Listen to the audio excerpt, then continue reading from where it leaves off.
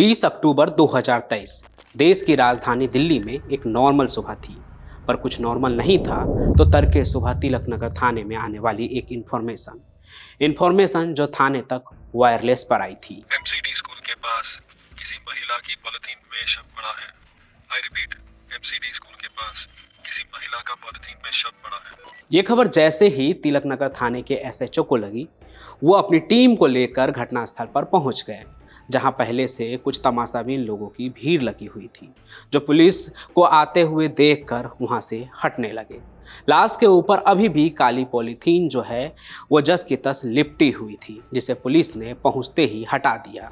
और फिर ये पता चला कि लाश किसी भारतीय की नहीं बल्कि एक गोरी चमड़ी वाली विदेशी महिला की है, जिसकी उम्र करीब 30 साल की लग रही थी। सबसे चौंका देने वाली बात यह थी कि युवती के हाथ और पैर दोनों लोहे के जंजीर से बंधी हुई थी और उसमें ताला बंद था, और उस फिरंगी औरत के शरीर पर जख्म के कई निशान थे।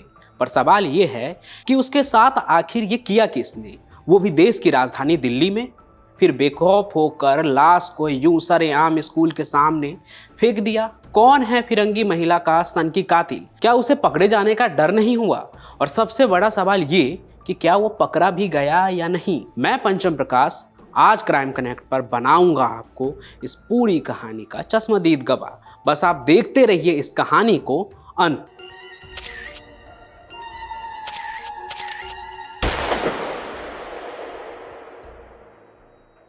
पुलिस को फिरंगी महिला की लाश देखकर इतना तो समझ में आ गया कि इसके साथ बहुत हैवानियत हुई है, और लाश एक फिरंगी की है तो मामला भी खूब उछलेगा। इसलिए उन्होंने क्राइम सीन को अच्छे से तलाशना शुरू कर दिया और फिर फॉरेंसिक की टीम को भी बुला लिया। 1 घंटे के अंदर स्पेशल टीम और दीनदयाल उपाध्याय हॉस्पिटल से 2 डॉक्टर भी वहां पहुंच गए, जिन्होंने लाश को देखकर कहा कि ऐसा लग रहा है कि महिला को काफ़ी टॉर्चर करने के बाद गला घोट कर मारा गया होगा, और जिस तरह से लाश सड़ने लगी है उस हिसाब से मौत लगभग 3 दिन पहले हुई होगी। अब भले मौत 3 दिन पहले हुई होगी, लेकिन लाश तो आज दिखी, मतलब किसी ने कल रात को लाश को यहाँ फेंका होगा।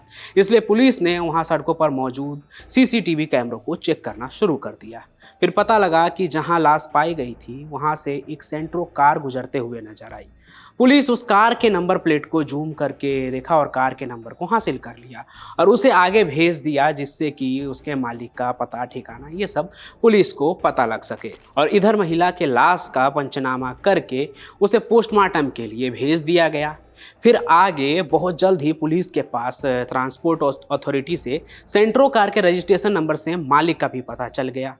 फिर तहकीकात करते हुए पुलिस जनकपुरी में कार के मालिक के पास पहुंचे, तो उनसे पता चला कि सेंट्रो कार को तो उन्होंने 2 महीने पहले एक लड़की को बेच दिया था। हालांकि उसने कार जिस लड़की को बेची थी उसका नाम पता सब भी उन्होंने पुलिस को दे दिया, लेकिन वो सब फर्जी निकला और दिल्ली पुलिस के हाथ ये केस सॉल्व होते होते रह गया।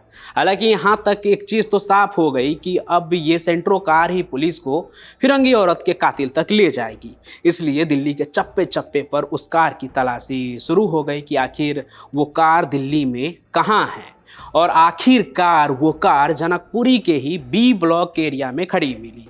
फिर पुलिस ने कार के पास मौजूद 2-3 लड़कों से पूछा कि ये कार किसकी है, तो उन्होंने बताया कि ये कार तो गुरप्रीत की है, जिसका मकान भी उन्होंने इशारा करते हुए दिखा दिया। जिसके बाद पुलिस उस मकान के दरवाजे पर पहुंचकर घंटी बजाई, और दरवाजा खोलते ही जैसे ही गुरप्रीत ने पुलिस को देखा वैसे ही वो भागने की कोशिश करने लगा, लेकिन पुलिस ने उसे दबोच लिया और हिरासत में उससे पूछताछ शुरू हो गई।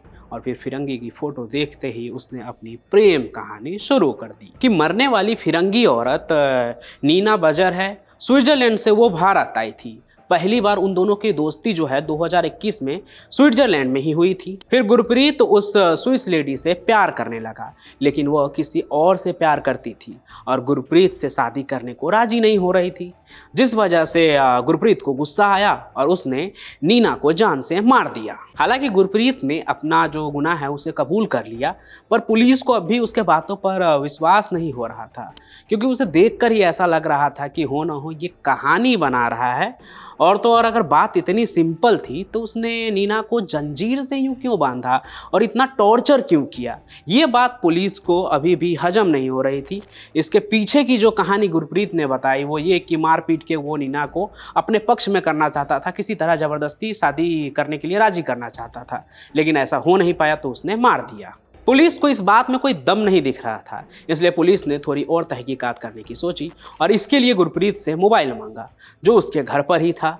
फिर पुलिस ने जब नीना बर्गर के हत्यारे गुरप्रीत के मोबाइल को कब्जे में लेकर देखा तो उसमें कई विदेशी लड़के लड़की के कांटेक्ट मिले और तो और लाखों रुपए का ट्रांजैक्शन भी। मतलब मामला सिर्फ प्यार का नहीं था और भी कुछ चल रहा था जिसके बारे में गुरप्रीत शायद पुलिस को बताना नहीं चाह रहा था, छुपा रहा था।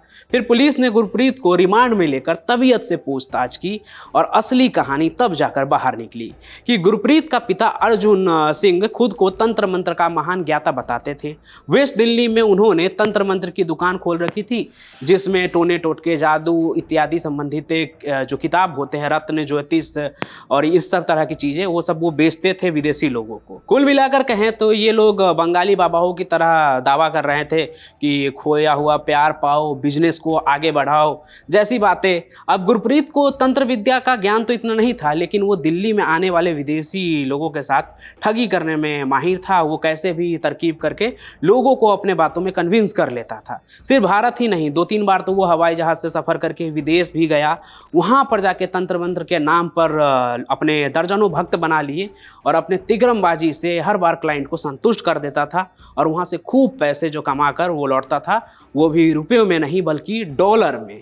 ऐसे ही स्विट्जरलैंड में उसकी मुलाकात हुई नीना बर्गर से, जिसका अपना बिजनेस है वो बहुत घाटे में चल रहा था और इससे वो काफ़ी परेशान भी थी। और जब उसे गुरप्रीत के बारे में पता चला तो वो उससे मिलने पहुंच गई खुद ही और अपनी परेशानी बताकर उसे अपने घर बुला लिया।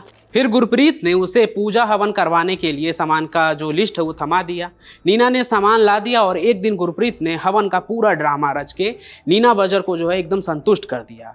अब आप इसे चमत्कार समझे या गुरप्रीत की किस्मत, नीना बर्गर का जो मानसिक परेशानी है वो कुछ हद तक ठीक हो गया और तो और उसका जो फर्म का बिजनेस था वो भी फिर से स्टैंड हो गया, चल पड़ गया एक तरह से।